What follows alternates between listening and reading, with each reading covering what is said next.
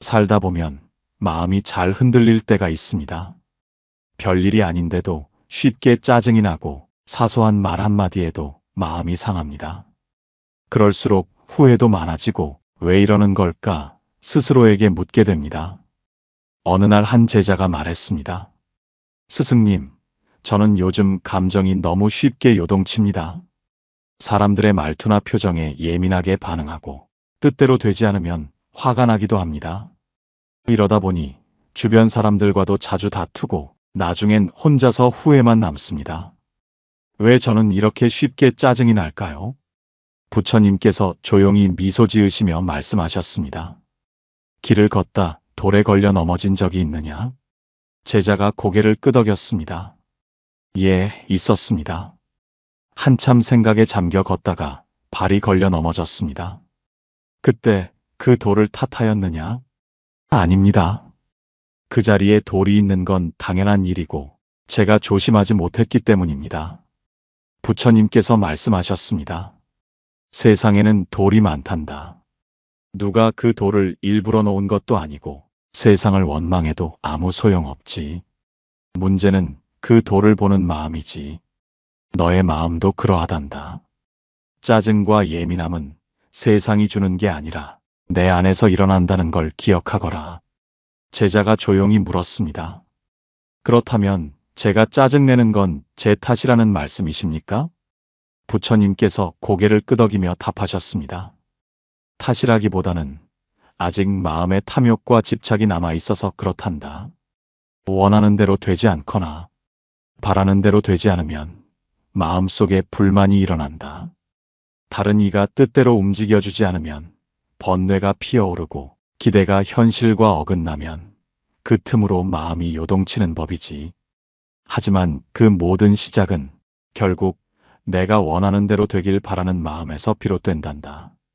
그럼 저는 앞으로 어떻게 해야 감정을 다스릴 수 있을까요? 부처님께서 나뭇잎 하나를 주시며 말씀하셨습니다. 이 나뭇잎을 보아라. 바람이 불면 흔들리고 비가 오면 젖는다. 그러나 저항하지는 않지. 그러니 나뭇잎은 가볍고 자유롭단다. 하지만 바위는 바람에도 꿈쩍하지 않기에 그 위에 비가 고여 오히려 더러워지지. 마음이 나뭇잎처럼 유연하면 고통이 스며들지 않는다. 짜증과 화가 올라올 때 억누르려 하지 말고 있는 그대로 바라보아라. 그것은 지나가게 되어 있단다. 제자가 조용히 답했습니다. 앞으로는 감정을 억누르기보다는 그 순간을 알아차리고 흘려보내도록 하겠습니다. 부처님께서 부드럽게 웃으시며 말씀하셨습니다. 그렇다면 그대는 이미 변화의 길 위에 서 있느니라. 마음은 억지로 다스리는 것이 아니라 이해하고 풀어가는 것이란다. 작은 일에 짜증이 올라올 때마다 내가 그것을 붙잡고 있는 건 아닌지 돌아보거라. 놓아주는 순간 고요는 너를 찾아올 것이다. 제자가 조용히 물었습니다. 스승님, 요즘 제 삶이 너무 힘듭니다. 이유를 모르겠지만 계속 괴롭고 무언가 잘못된 것만 같아 마음이 무겁습니다. 혹시 제가 벌을 받고 있는 걸까요? 부처님께서 천천히 고개를 저으시며 말씀하셨습니다. 그 고통은 벌이 아니란다. 누가 너를 벌하려고 그런 삶을 만든 것이 아니란다. 삶은 그저 흐르고 그 속에서 마음이 울릴 뿐이야. 그 소리는 그대에게 무엇인가를 말해주려는 것이지 벌하려는 게 아니란다. 제자가 조심스럽게 되물었습니다. 그렇다면 이 고통은 무엇을 말하려는 걸까요? 부처님께서 연못 가장자리에 앉으시며 손짓하셨습니다. 앉아보거라. 연못 물이 탁할 때 우리는 물을 버려야 하느냐 아니면 가라앉히는 것이냐? 제자가 대답했습니다. 물은 내버리지 않고 가만히 두면 다시 맑아집니다.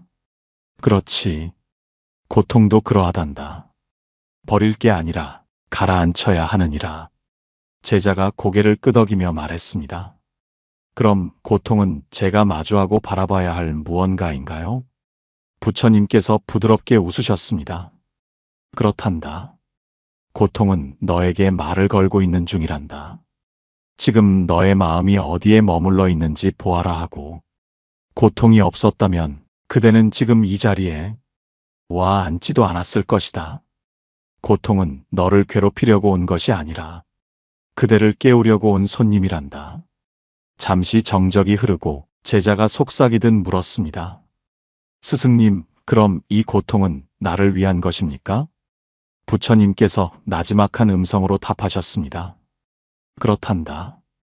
그대를 해치러 온 게 아니라 내 마음속 무언가가 이제는 놓여야 한다는 걸 알려주려는 거란다. 버릴 때가 되었다는 소식이지. 스승님, 저는 왜 비슷한 상처를 계속 겪는 걸까요? 사람이 달라졌는데, 상황이 달라졌는데, 결국은 같은 고통이 되돌아오는 것 같습니다.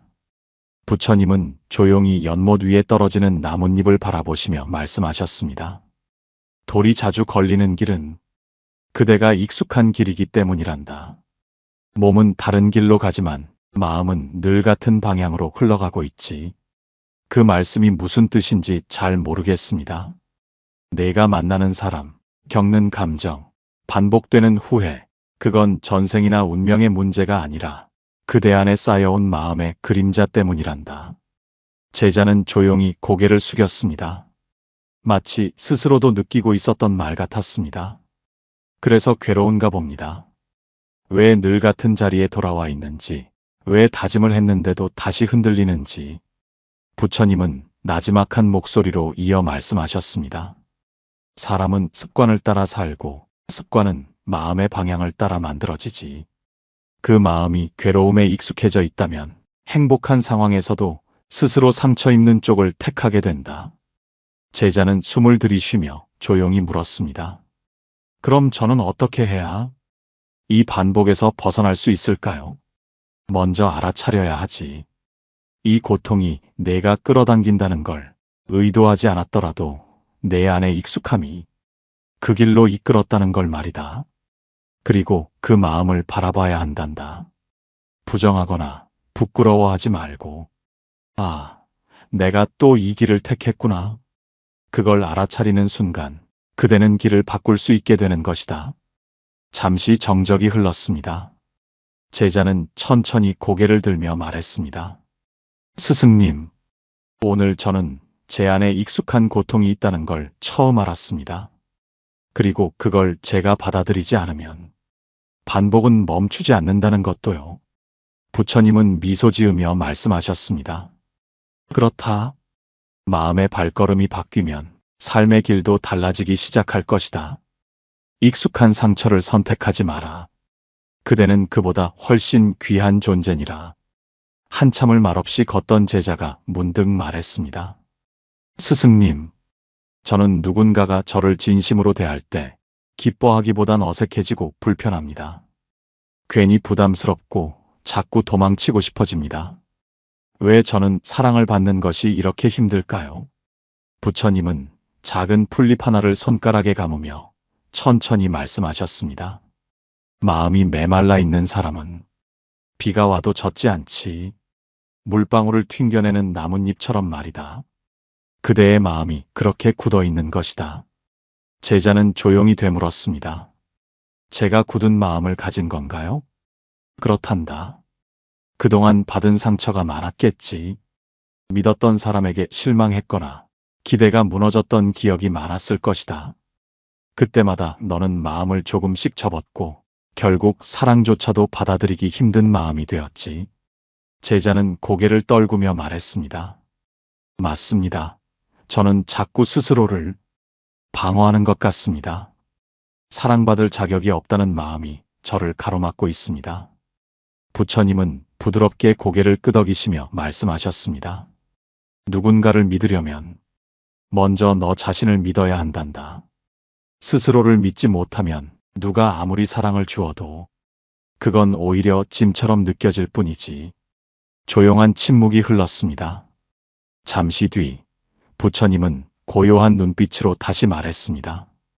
외로움이란 누군가가 없어서가 아니라 자신을 껴안아주지 않기 때문에 생기는 것이란다. 제자가 눈을 동그랗게 뜨며 물었습니다. 제 자신이 저를 껴안지 못하고 있었던 걸까요? 그렇다. 그대가 가장 먼저 품어야 할 존재는 바로 너 자신이란다.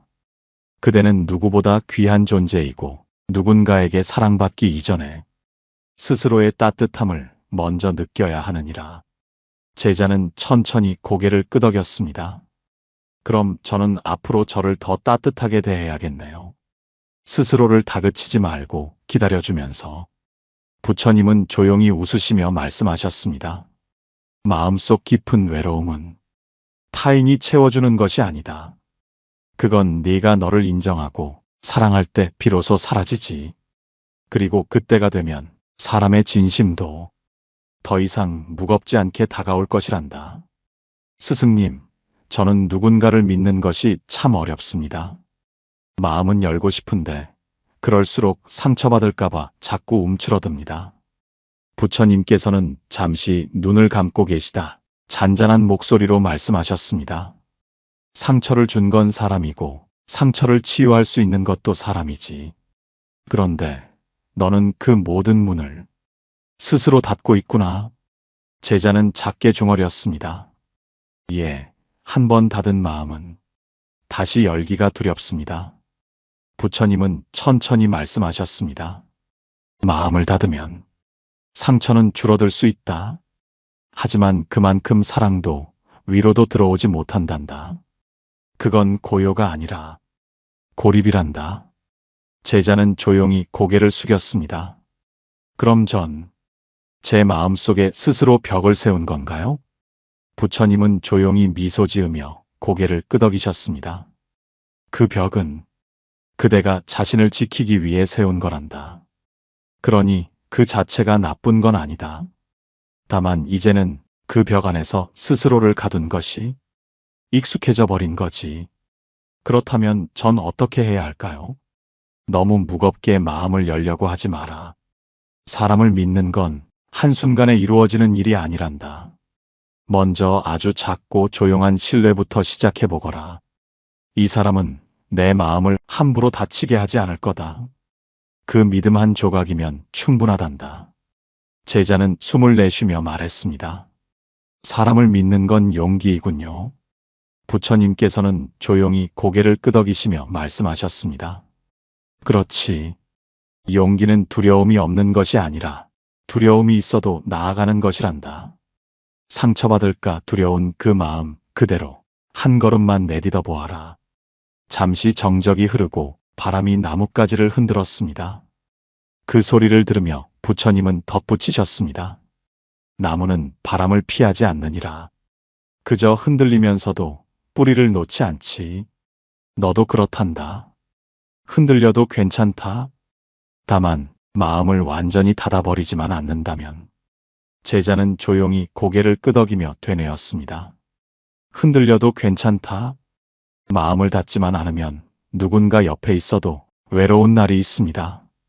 사람들 사이에 있어도 홀로 서 있는 것 같은 기분.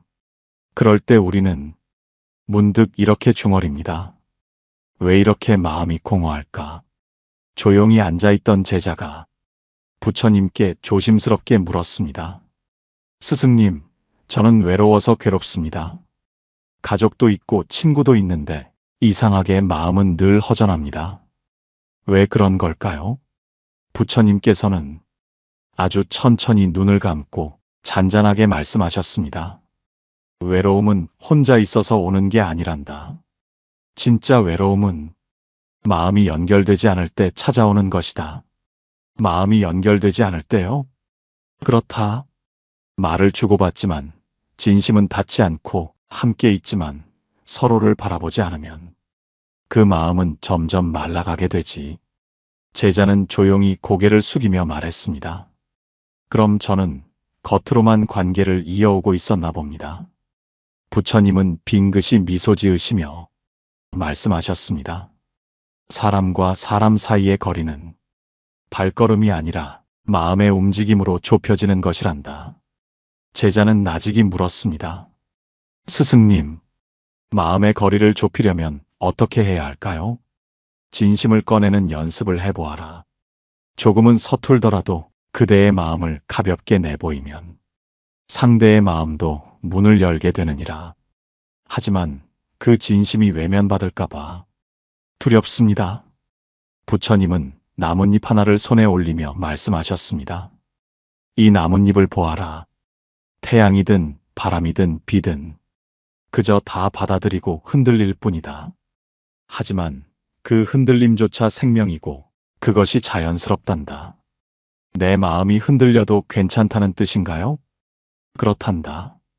두려워도 마음을 나누어 보아라. 그 마음이 닿는 순간 외로움은 스르륵 물러나게 되어 있느니라. 가끔은 정말 아무렇지 않은 말 한마디에 마음이 깊이 무너질 때가 있습니다. 넌 왜 그것밖에 못해? 그게 뭐가 그렇게 힘들어? 너는 늘 그런 식이야. 이런 말들이 가슴에 깊은 상처로 남고 하루 종일 그 말이 맴돕니다. 조용히 앉아있던 제자가 부처님께 조심스럽게 말했습니다. 스승님, 누군가의 말 한마디에 상처를 많이 받습니다. 그 말이 맞는지도 모르겠고 그저 마음이 너무 아픕니다. 이런 감정은 어떻게 해야 하나요? 부처님께서는 조용히 눈을 감고 나직이 말씀하셨습니다. 말 한마디는 칼보다 더 날카로울 수 있단다. 하지만 그 말에 휘둘릴지 말지는 결국 내 마음에 달려있지.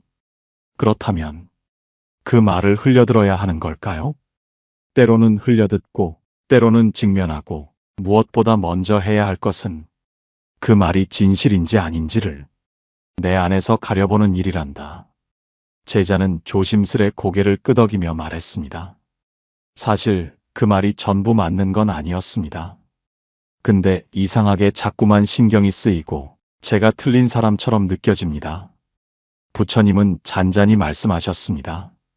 그 말이 너의 마음을 찌른 이유는 이미 내 안에 그 말을 믿고 있는 한 조각이 존재하기 때문이다. 남의 말이 아니라 스스로가 스스로에게 하고 있던 말일 수도 있다. 제자는 조용히 숨을 삼켰습니다. 그럼 제가 제 마음을 더 아프게 한 건가요? 그렇다. 남이 쏜 화살보다 내가 내게 쏘는 화살이 더 깊이 박히기도 하지. 부처님께서는 작은 돌 하나를 손에 들고 말씀하셨습니다. 이 돌을 누군가 던졌을 때 그걸 내가 움켜쥐면 어찌 되겠느냐? 손이 아프고 상처가 나겠지요. 그렇단다. 말도 마찬가지이다. 누가 던진 말이 너를 아프게 했더라도 그걸 쥐고 계속 붙잡고 있으면 상처는 깊어지게 되어 있지. 제자는 천천히 고개를 끄덕이며 중얼였습니다. 이제는 그 말을 쥐고 있지 않겠습니다. 부처님은 따뜻한 미소를 머금고 말했습니다. 누군가의 말이 나를 아프게 했을지라도 내 마음을 지킬 권한은 항상 나에게 있는 법이니라. 거울을 볼 때마다 마음속에서 조용히 올라오는 말이 있습니다. 나는 왜 이 모양일까? 또 실수했어. 역시 나는 안 돼. 내가 나를 봐도 별로야. 세상 누구보다 나 자신에게 가혹한 말을 가장 많이 하는 사람은 바로 나 자신일지도 모릅니다.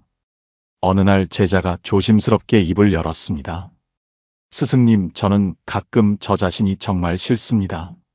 내가 부족한 걸 알면서도 고치지 못하고 과거의 실수도 자꾸 떠오르고 저 자신을 용서하지 못하겠습니다. 부처님께서는 잠시 침묵하신 뒤 부드럽게 말씀하셨습니다. 제자야, 그대는 그토록 미워할 만큼 나쁜 사람이더냐? 제자는 고개를 떨구며 말했습니다. 아니요, 저는 그냥 평범한 사람입니다. 하지만 스스로를 자꾸 깎아내리게 됩니다. 부처님께서는 잔잔히 웃으며 말씀하셨습니다. 자기를 미워하는 마음은 마치 물을 거슬러 오르려는 것과 같아서 애를 쓰고 힘을 써도 결국은 더 지치게 되는 것이란다. 하지만 저는 잘하려고 노력하는데도 늘 제 자신이 못 믿었습니다. 잘하려고 애쓴다면서 왜 자신을 더 미워하느냐? 진짜 노력은 스스로를 괴롭히는 게 아니라 스스로를 이해하려는 데서 시작되는 것이란다. 제자는 조용히 숨을 내쉬며 말했습니다. 그럼 저를 이해해 주어야 한다는 말씀이신가요? 그렇단다. 내가 지금까지 살아온 모든 시간, 그 안에는 너만의 아픔도 있었고, 그 아픔을 견디며 쌓은 마음도 있었을 게다. 그걸 알아주지 못하고 미워만 한다면 너의 마음은 계속 상처받게 되겠지. 부처님은 연못가에 핀 작은 연꽃을 가리키시며 말씀하셨습니다. 이 연꽃도 진흙에서 피어났단다. 더럽다고 피하지 않았고 부끄럽다고 숨지 않았지. 그저 있는 그대로 피어났을 뿐이야. 제자는 그 꽃을 바라보며 말했습니다. 저도 그렇게 살아야겠네요. 진흙 속에 있더라도 부끄러워하지 않고. 그렇단다 제자야. 그대는 이미 연꽃이 될 준비를 하고 있는 것이다. 내가 스스로를 미워하는 그 마음조차 사실은 더 나아지고 싶다는 마음의 다른 이름이란다. 어떤 기억은 시간이 아무리 흘러도 가슴 한켠을 꽉 붙잡고 놓아주지 않습니다. 잊었다 싶으면 다시 떠오르고 괜찮다 생각하면 다시 아파집니다. 왜 그땐 그렇게밖에 하지 못했을까? 다시 돌아간다면 다르게 했을 텐데. 어느 날 깊은 후회의 눈빛을 띤 제자가 말없이 앉아 있다가 부처님께 조용히 말했습니다. 스승님, 저는 과거의 한 일이 자꾸 떠올라 괴롭습니다. 이미 끝난 일인데도 그때 했던 말과 행동이 지금도 저를 괴롭힙니다. 저는 왜 이렇게 과거를 놓지 못할까요? 부처님은 조용히 바람에 흔들리는 나뭇가지를 바라보다가 말씀하셨습니다. 바람은 이미 지나갔는데 너는 왜 아직도 그 바람을 쥐고 있느냐? 저도 놓고 싶지만 그게 잘 되지 않습니다. 그건 너의 마음이 그 기억을 붙들고 있기 때문이란다. 놓아야겠다는 말만 하고 진짜로 손을 펴지 않았던 건 아니더냐? 제자는 고개를 떨구며 대답했습니다. 맞습니다. 속으로는 계속 그 장면을 떠올리고 그때의 감정을 곱씹고 있었던 것 같습니다. 과거는 이미 지나갔다. 그런데 너는 마음으로 그 순간을 계속 다시 살아내고 있는 거지. 그건 스스로에게 또다시 상처를 내는 일이다. 그럼 저는 어떻게 해야 과거를 놓을 수 있을까요? 부처님께서는 잔잔한 목소리로 말씀하셨습니다. 그 기억을 없애려 하지 말고 있는 그대로 바라보아라. 그리고 그때의 나를 지금의 너가 안아주어야 한다. 제가 그때의 저를 안아준다고요? 그렇단다. 그때의 너는 지금처럼 지혜롭지 못했을 수도 있지. 하지만 그 순간에도 최선을 다하려 했던 그대의 마음은 있었을 것이다. 그걸 알아주면 후회는 연민이 되고 상처는 이해가 되느니라. 제가 저를 용서할 수 있을까요? 용서란 잘못이 없어서가 아니라 그 아픔까지 껴안고 다음으로 나아가기 위한 것이란다. 제자의 눈에 눈물이 고였습니다. 지금 제 마음이 조금 가벼워졌습니다. 아직 완전히 놓지는 못했지만 조금은 그때의 저를 이해할 수 있을 것 같습니다. 부처님은 따뜻하게 웃으며 말씀하셨습니다. 그 한 걸음이면 충분하단다. 그 한 걸음이 너를 과거에서 지금 이 순간으로 데려올 테니 말이다. 어떤 날은 마음이 바람처럼 흔들립니다. 가만히 있으려 해도 불안이 파도처럼 밀려오고 작은 일에도 크게 휘청이는 나를 마주하게 됩니다. 부처님께서는 이어 말씀하셨습니다. 겉으로는 아무 일 없는 듯 살아도 안에 뿌리가 없으면 바람에도 쓰러진다. 남의 말에 흔들리고 작은 일에도 요동친다면 아직 마음이 땅에 닿지 않은 거다. 안으로 뿌리 내리는 법은 조용히 나를 바라보는 연습에서 시작된다. 바라는 것도 피하려는 것도 없이 그냥 있는 그대로의 나를 바라볼 때 마음은 저절로 제자리로 돌아오게 된다. 제자는 눈을 감고 조심스럽게 물었습니다. 안으로 뿌리를 내리는 방법은 어떻게 배워야 하나요? 부처님께서는 잠시 눈을 감았다가 조용히 입을 열었습니다. 먼저 멈추어야 한다. 밖으로만 향하던 마음을 잠시 멈추고 지금 이 순간에 귀 기울여 보거라. 호흡을 따라 마음을 고요히 앉히면 그 자리에서 이미 뿌리가 내리기 시작한다. 제자는 눈을 감고 천천히 숨을 들이쉬었습니다. 잠시 후 작게 말했습니다. 마음이 조금 차분해지는 것 같습니다. 그 느낌을 잊지 말아라. 그리고 하루에 단 5분이라도 좋으니 그 자리에 너를 앉혀라. 그렇게 하면 너의 마음은 점점 흔들리지 않는 나무처럼 자라게 되느니라. 그럼 모든 불안은 다 사라지게 되나요? 부처님은 미소 지으며 말씀하셨습니다. 불안은 없어지지 않는다. 하지만 그 불안을 품고도 흔들리지 않을 수는 있지. 마음이 불안할 때 지혜는 어디서 오는 건가요? 조용한 마음에서 온다. 고요 속에서 비로소 참된 지혜가 피어나는 법이란다. 제자는 조용히 두 손을 모으며 말했습니다. 스승님, 오늘부터 저는 밖이 아닌 안을 바라보는 연습을 하겠습니다. 흔들리지 않으려 애쓰기보다 흔들려도 괜찮다고 내 마음을 알아보겠습니다. 부처님께서는 잔잔한 미소로 대답하셨습니다. 그것으로 충분하다. 이미 너는 평온을 향한 마지막 걸음을 내딛었느니라. 때로는 흔들리는 마음을 부끄러워하지 마십시오. 흔들린다는 것은 당신의 마음이 살아있다는 증거입니다. 그 마음을 억지로 누르지 말고 따뜻한 시선으로 바라보세요. 조용히 호흡을 고르고 자신을 더 깊이 이해해 보세요.